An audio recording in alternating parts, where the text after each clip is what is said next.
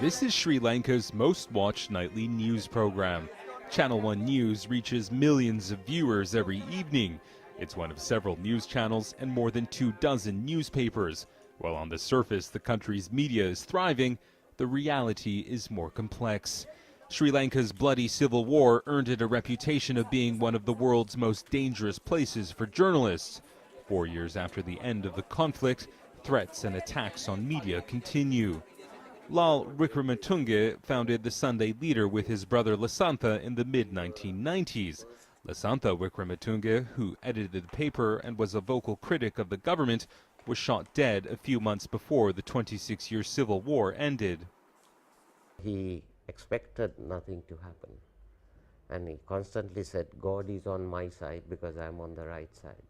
Several press freedom groups believe Lasantha Wickrematunge's killing was orchestrated by those with links to the president, accusations the government denies. I would refute those charges, because as far as the press freedom is concerned, there is no control as such when it comes to the press. But this week's Commonwealth Head of Government meeting in Colombo has put international attention on Sri Lanka's alleged post-conflict human rights violations.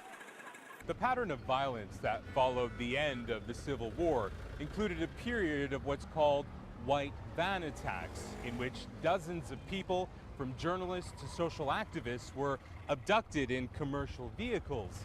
Many were beaten, some never returned. Including Sandhya Egnelagoda's husband Prageeth, a well-known illustrator whose political cartoons mock the government. This mural, painted by her 2 young sons, depicts the abduction. She tells us she knows who's responsible for her husband's nearly 3-year disappearance. The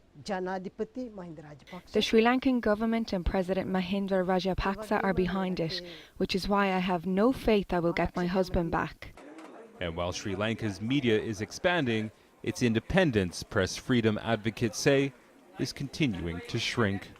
Imtiaz Tayyab, Al Jazeera, Colombo.